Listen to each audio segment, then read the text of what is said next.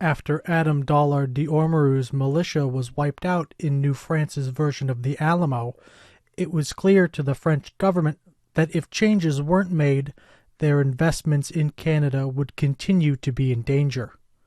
Low population, increased hostility from the Haudenosaunee, and increasing scarcity of furs within easy reach was enough to spur King Louis XIV into action. In this part, we'll cover the royal takeover and subsequent overhaul of Canada to the start of Queen Anne's War. The foremost issues constraining the colony's population growth was the leadership's vested interest in protecting the fur trade. The main economic engine of New France was the beaver. The more people in the colony increased the risk of poaching, smuggling, theft, and piracy, which in turn bit into the dividends of the investors. These investors, being the most powerful people in France, were thus able to put pressure on those on the ground running the colony to keep profits high. This is a classic example of the extractor colonial mindset, stifling long-term growth for short-term profits. The organization of the colony was also a restriction in of itself, and it didn't take King Louis long to recognize the need for a total reorganization of New France, making it the first order of business for the crown. Even in Cardinal Richelieu's time, it was recognized that changes had to be made for the long-term health and success of the colony. Unfortunately, Richelieu was distracted by more important duties pertaining to Europe, and New France languished. Upon the Sun King's ascent to the throne, France had a leader capable of playing the chess game of Europe and the poker game of empire simultaneously. The reorganization's first order of business was to divorce the company of 100 associates, the New France Company, with the governance of the New France colony. The new government of New France would be based off the old government of Old France. Early in his reign, King Louis had created a council of 3, later 5, to govern the colony. In 1662, issuing an edict which renamed and expanded the Sovereign Council to 9, the Governor-General, the Bishop or highest-ranking priest available, 5 councillors, an Attorney-General, and a clerk. The New France Company itself would also be dissolved and transformed into the French West India Company, more akin to the Dutch West India Company of which it was initially based. Soon thereafter, another position was created, the Intendant of New France, the first of whom being Jean Talon, Count d'Orainville. The Intendant was in charge of the economy as well as the civil affairs of the colony, and in later decades would supersede the Governor-General, holding heavy sway in the Sovereign Council. Talon's plan for New France was simple: move the colony away from furs and to a more stable agricultural economy, and in turn transition the colony from an extractive to a settler colonial system, not unlike Richelieu's old plan to turn the colony into a province of France.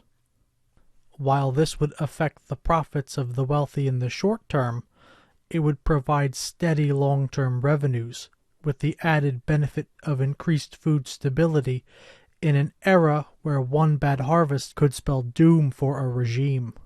To this end, Talon would need to increase the population of the colony.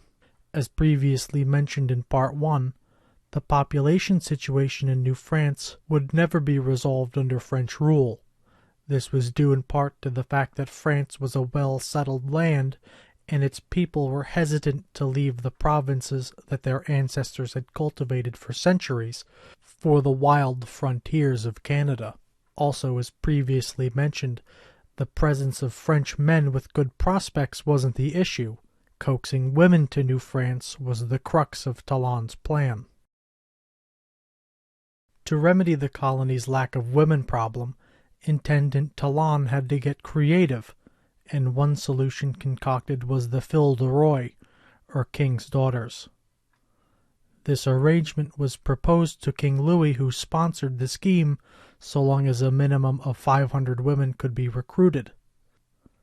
Between 1663 and 1673, 800 King's Daughters were recruited and transported to New France, the majority of whom were poor women from Paris, Normandy, and the west central region of France, with some orphans or down on their luck lesser nobility. The main attractions for these women were the part that sort of gave rise to the name King's Daughters. The crown would pay a dowry of 50 livres, making life much easier for the couples that participated. Contrary to popular belief, the Fille de Roi were not prostitutes, as venereal disease would have had them counted as physically unfit, and the nuns that were tasked with giving them a basic education likewise discarded any women of low moral character. By 1671, just under 700 children had been born to women transported by the arrangement. During the decade the project ran, the total population of New France rose from 3,000 to nearly 8,000. While that's all well and good, New France was being completely outcompeted by the English colonies further to the south. In 1670, the population of Massachusetts was estimated to be 50,000, and the Puritans, despite their modern reputation, were a fecund people. Even further south, the small colony of Maryland had an estimated population of 11,000. This pattern, in combination with later French policies, set New France and the English colonies on a crash course, but we'll get to that later. In addition to the King's Daughters, the Crown would also pay for the passage of anyone willing to go to Canada. Talon also encouraged craftsmen and those with important skills to migrate to the colony to help ensure its continued viability. A set of skills the colony desperately needed was soldiering skills. After the annihilation of Dillard's militia, the colony's west was practically undefended, only protected by the fact that the Canadians gave as good as they got. In 1665, King Louis sent the 1,100-man-strong Carignan-Salieres regiment to shore up the defenses of the colony. The regiment was commanded by Alexander de Pauville de Tracy. Upon arriving in the colony, the regiment received a hero's welcome and were hailed as saviors. After a short stay in Quebec, 10 of the 20 companies headed to the Richelieu River Valley, with some laborers to construct forts, with the rest being sent to Montreal and Trois-Rivières to augment their garrisons. Jean-Baptiste Colbert, the first Minister of State and one of King Louis's most trusted advisers, sought to utilize profits from the fur trade to fund French operations on the European continent, whether by war or the soft power of fat stacks. To this end, the new plan was much the same as the old plan. Find a way to either destroy the Haudenosaunee or get them on side. As mentioned in the last part, immediately before the Battle of Long Sault, the Haudenosaunee were eager to trade with the French, but the French wished not to circumvent their Huron allies, though with the Iroquois conquest of the Huron homeland, the previous terms were no longer applicable, and the Pyrrhic victory at Long Sault silenced most of the war drums from nearly all the Haudenosaunee members. The Haudenosaunee were not as united as previous encounters may have suggested. In December of 1665, delegations from the Onondaga and the Oneida, with consent from the Seneca and the Cayuga, arrived in Quebec to begin negotiations with the new government, the only wrench in the cogs being the Mohawk. The Mohawk were a bellicose people before the arrival of Europeans, and their warrior culture had acquired an enmity to the French over the long decades of fighting. After Long Sault, the Mohawk raided the Canadians, frequently carrying off more people than they killed, likely as a result of the practice known as mourning wars, in which, in an effort to replace a dead member of a band, that band would go out and forcibly capture a replacement to perform the duties of the dead member. The negotiations faltered due in part to the Mohawks' continued actions against the French. In an attempt to put an end to the raids, Governor-General Daniel de Remy de Courcelles led 300 of Tracy's regulars and 200 Canadian volunteers to destroy the Mohawk. The expedition was woefully unprepared, the deep January snow delaying even their Algonquin guides, who the soldiers left without, departing Fort St. Louis, today Fort Chambly, on January 30th. The soldiers had no snowshoes, few supplies, and as such quickly began to experience frostbite and exhaustion. Without their guides, the expedition got lost. Instead of heading into Mohawk territory, they wandered into the freshly conquered province of New York. On February 20th, the expedition found a settlement they thought to be Mohawk. It turned out to be the outskirts of Schenectady. But all the frostbitten soldiers saw were cabins, and thus targets. The soldiers killed the occupants and ransacked the cabins. The gunfire attracted attention from Schenectady, and ironically, first on the scene were a band of Mohawk trading furs in the settlement.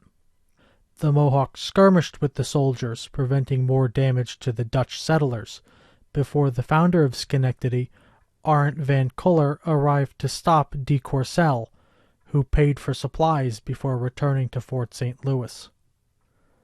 The Jesuits' record states that 60 men were either killed or died from the elements, but one officer recorded in his personal journal that 400 of the expedition died.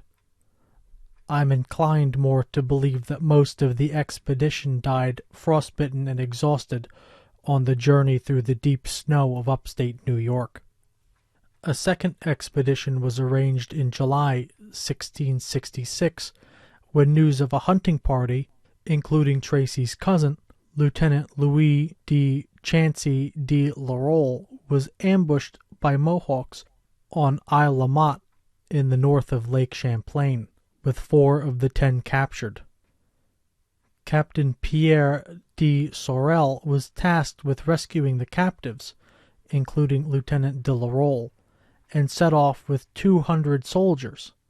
But 2 days into the trek, the soldiers encountered the half-Dutch Mohawk war chief and diplomat Canaquis, who was leading a diplomatic mission, and brought the hostages as a gesture of good faith.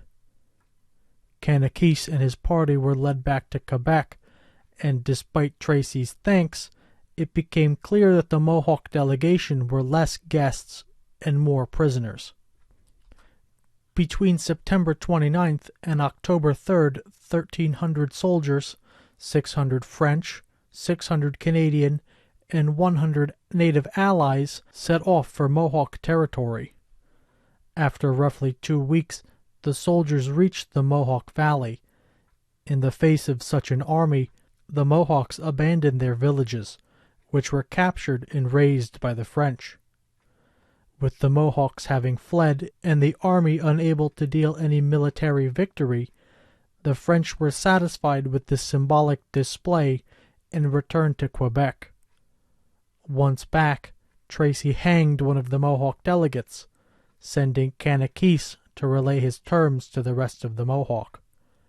The next year, the Mohawk accepted the terms of peace and allowed the Jesuits to preach Catholicism to them, begrudgingly.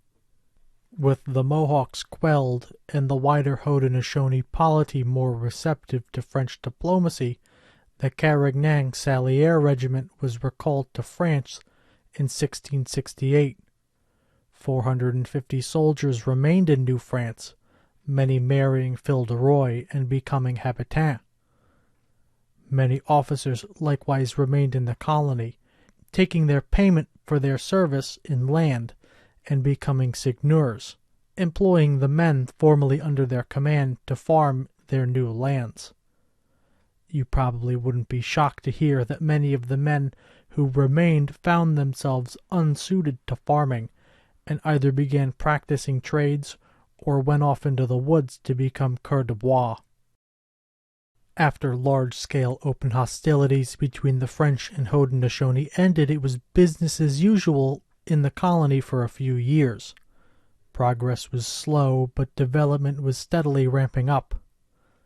On the continent, a series of peculiar events were about to turn the tide in a war to curtail King Louis XIV's waxing influence in Europe.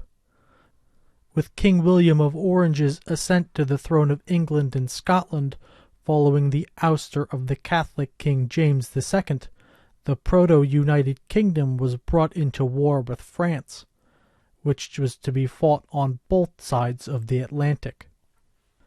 This would be the first of 6 intercolonial wars fought between the settlers of New France and the various English colonies in America. While previously the English and French had an antagonistic relationship in the New World, in 1628 Privateer David Kirke had captured and held Quebec for 4 years during the First Anglo-French War. Quebec was more of an outpost compared to the city that it had become in the intervening decades. While the English colonies outnumbered the French something on the order of 12-1, the damage done by King James's attempt to centralize the colonies under the dominion of New England, and the all but anarchy experienced as a result of the Glorious Revolution that installed William, the English colonies were in no state to stand united. The French, on the other hand, despite facing overwhelming numbers, were doing very well under their new colonial government. Though the Canadians had little offensive capabilities outside of their native allies, the colony was supremely well defended. As apparent by the fort-building spree the soldiers had gone on previously, the French had taken a decidedly defensive stance. In the intervening years, the French had failed to court the Haudenosaunee, who made an alliance with the English, though the French had a new ally in the east, the Wabanaki Confederacy. The Algonquin of the American Northeast were no strangers to confederation, though the Wabanaki Confederacy, formed in the 1680s in response to English encroachment into what is now Maine, was the largest of such organizations ever. The Wabanaki Confederacy was primarily made up of the Eastern Abenaki, better known as the Penobscot, the Western Abenaki, the Micmac, the Passamaquoddy, and the Malecite. The Abenaki Confederacy shared their land with the French colony of Acadia, which itself was under the umbrella of New France and had its capital at Port Royal. Acadia had a complicated history, first being a French colony, then Scottish, then French again, then English, now French again, but not for long. Tensions had, previous to the war, been rising in something in the vein of a proxy war, with the English colonies supporting the Haudenosaunee, who raided New France, and were in turn raided back by New France in a series of tit-for-tat engagements. In a similar vein, the French supported the Wabanaki as they resisted English incursion into their lands. The Wabanaki, like the Haudenosaunee, came to their allies by the principle of my enemy is my friend, and the two would be the real losers in this war, as we will see. King William's War actually precedes the official start of the 9 Years' War by a few months, as well as King James' deposition and William's entrance of England into the war. Starting in April 1688, when Governor-General of the Dominion of New England, Edmund Andros, raided the home and village of French officer and Abenaki chief Jean-Vincent d'Abbadie, Baron de Saint-Castin, in what is today Castin, Maine. This action against a Wabanaki member kicked the whole Confederacy into gear, precipitating into a pre-war war, a war appetizer, if you will, Castin's War, in which Jean Vincent led both his fellow Acadian and Wabanaki Confederates in a punitive campaign along the New England-Acadia border. Castin attacked the settlements of Newcastle and Yarmouth, escalating in the following spring with a large-scale raid on Dover, New Hampshire, and later in August destroying the fort at Pemaquid, modern-day Bristol, Maine, finally eliciting a response from the Dominion. The response was rather paltry. Major Benjamin Church was sent with 250 troops to protect settlers and raid Acadia. After a successful defense at Falmouth, Church, I guess, thought his job was done and returned to Boston, leaving the settlers undefended. The following spring, a joint Wabanaki-French force led by Castin destroyed the settlement of Salmon Falls and Falmouth. All Church could do was return to bury the dead. Any English settlers that had remained in Maine took the hint and fled. Further raids on New Hampshire by Wabanaki forces followed largely unopposed. To make matters worse, that April had seen William arrive in England. Simultaneously, the people under Edmund Andros' thumb revolted, putting the entirety of New England into chaos. There was no help coming from England, and the raids on Maine and New Hampshire couldn't go unanswered, so it would be up to the people of New England to defend themselves.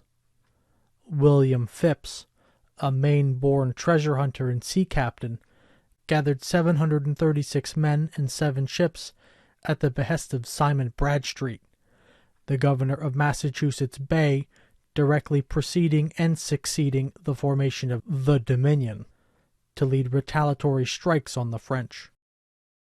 At about the same time, 1,500 Haudenosaunee warriors attacked the settlement of Lachine, massacring at least 250 of the less than 400 inhabitants in garrison. The new Governor-General of New France, Louis de Buade, Comte de Frontenac, responded by leading an army on Onondaga, the capital of the Haudenosaunee, which is now the town of Manlius outside of Syracuse. Count Frontenac then harried the English settlements in New York, culminating in the Schenectady Massacre, where French and Allied troops killed 60 settlers, half the population of Schenectady, and captured 28. Frequent raids continued on both Haudenosaunee and English settlements in New York until the war's end. Or should I say, for the English, they ended because the whole episode soured the Haudenosaunee opinion on Englishmen, and they continued fighting France for a few years, brokering their own peace in 1701. Phips' flotilla arrived in Port Royal on May 9, 1690, and razed the settlement, causing the Acadians to flee inland, claiming Port Royal for England before heading north. In Maine, Major Church led 300 soldiers to recapture Wabanaki-controlled areas in Maine, as well as rescue any prisoners. As Phips headed for Quebec City by sea, the Connecticut militia led by Fitzjohn Winthrop or the Albany militia led by Peter Schuyler. There are conflicting sources to say who did what, but the outcome is the same, headed overland to Montreal, but didn't get far before being stricken by disease and lack of supplies. Phips, though, reaching Quebec, didn't have much luck either. Phips' fleet was bolstered by privateers, if you could call them that, to about 2,300 men across 34 ships, and reached Quebec on October 16th. The expedition was funded by promissory notes and charity, of which there was little all around, and thus was under-equipped for the task ahead. While Port Royal was a half-constructed log fort, Quebec was the capital of New France and the recipient of major fortifications. While most of the fortifications were still under construction, including the city's crown jewel, the Royal Battery, which wouldn't be finished until next year, this city was likely one of the best defended locations on the continent. Phips sent Major Thomas Savage to deliver a letter demanding Frontenac and New France's surrender. Savage was led through the streets packed with roaring mobs. News of the failure of the attack on Montreal had bolstered the morale of the city. Savage was shocked to find the city in such a state, expecting it to be much the same as Port Royal. Savage delivered the message to Frontenac. The haughtiness of not only the contents of the letter but Savage's arrogant manner enraged the Governor-General, who would have hanged the major if not for the Bishop of Quebec, Francois de Laval. Unable to hang the Yankee, his reply was curt and to the point. "I have no reply to make to your general, other than from the mouths of my cannons and muskets." Savage returned with the reply. The flotilla was shaken not only by the extensive fortifications of the city, but by the morale of its defenders, banking on this situation being the exact opposite of what they were faced with. The New Englanders planned to land on the north side of the city in what is now the borough of Beauport and attack the city from its least defended northeastern section. The main force was to be supported with field guns to be sailed up the St. Charles River. While Frontenac arranged his regulars for a European-style battle, the landing force was harassed by a corps de bois and native allies. The field guns were mistakenly delivered to the wrong side of the river and couldn't get across. In response to the breakdown of the plan, Phips attempted to bombard the city with his 4 main warships, receiving heavy damage from the city's defenses for his trouble, with Phips's own flag from his own flagship even being shot off the mast and falling into the St. Lawrence, where it was retrieved by a small group of Canadians in a canoe, who braved musket fire from the ships to capture it. The next day the main force attempted to assault the city, but were repulsed by heavy fire from the defenses, as well as constant hit-and-run skirmishes from the woods. After 2 days of failed siege, the Yankees ran out of rum. Their morale broken, the New Englanders retreated in a near panic, even leaving their field guns on the shore as they fled back to their ships. More men would die in the return journey to Massachusetts from disease and shipwrecks than would be killed in actual combat. The expedition was the last major battle of the war, which resumed its tit-for-tat nature, breaking only to see the French sweep the English from Newfoundland during the 1696 Avalon Peninsula campaign, until the Peace of Ryswick nominally put an end to official hostilities. The peace, while bad for France and Europe, resolved things in the colonies to status quo antebellum, meaning literally the state existing before the war. But I think we can agree that Quebec won. Soon, another European war would give the colonials the excuse they need to get back at it, though this time the war involved more than just New France and New England.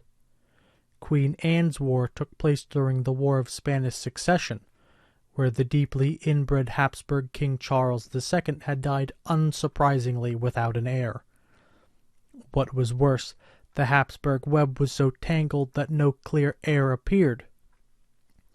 The most powerful claimant was Charles, heir presumptive of his brother Joseph I, Holy Roman Emperor.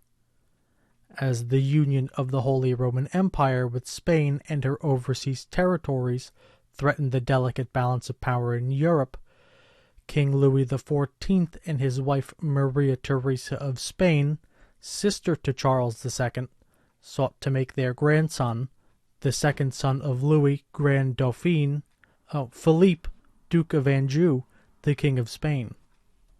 Though Charles had named Philippe his heir and was crowned such upon Charles' death, taking the name Philip V, the Austrian Habsburgs sought primacy over the Spanish crown due to their family rules, excluding women, thus, in their mind, making Philip illegitimate because he claimed the title through his grandmother, a woman.